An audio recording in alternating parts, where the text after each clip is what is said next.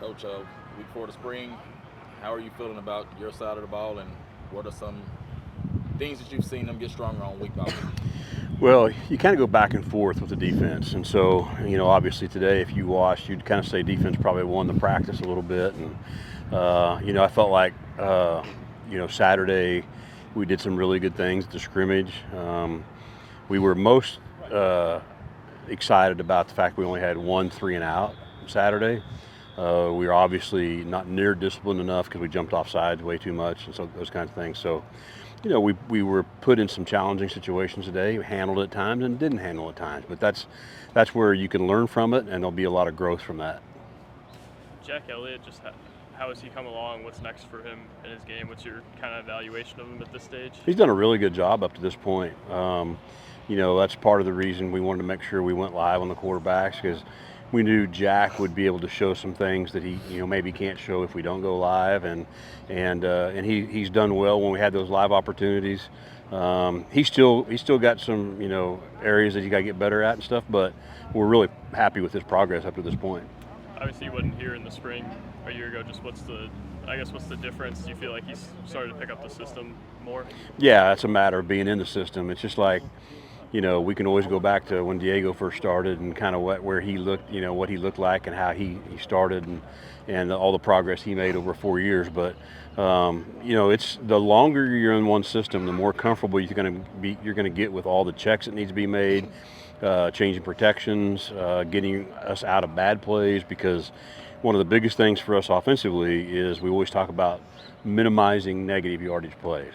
And if we can minimize negative yardage plays, stay on schedule, give ourselves to be in that third and medium to third and short all the time, then we got a great chance for success. What was your process of bringing in Walter Taylor and then having him progress as a tight end? Well, so we had people here before I got here that that knew Walt and knew when he'd played, and I remember going back and watching Walt play against Mississippi State on video, and he did some really, really good things, and so we just felt like he was somebody that could maybe make that transition and come in and make that transition kind of like Eli did.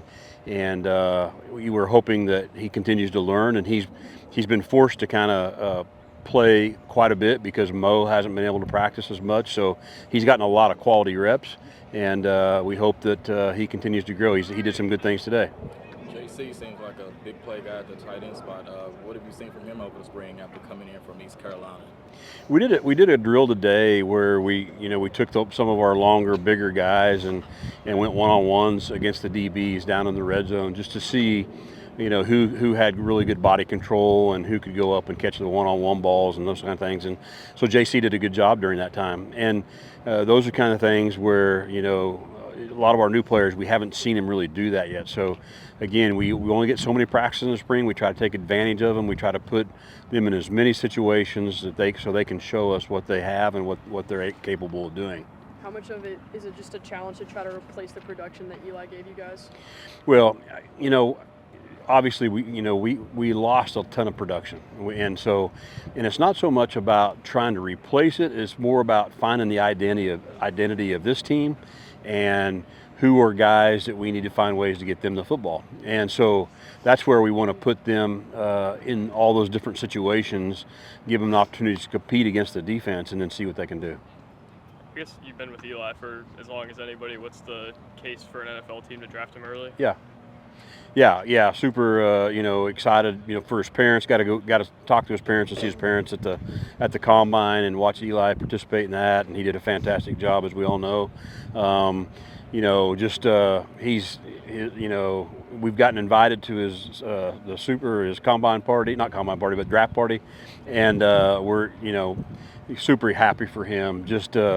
He's one of those young men that, he's a great player and a better person. And when you have somebody that has worked to make the transition that he has, you just want to see him have success. Why should a team take him early?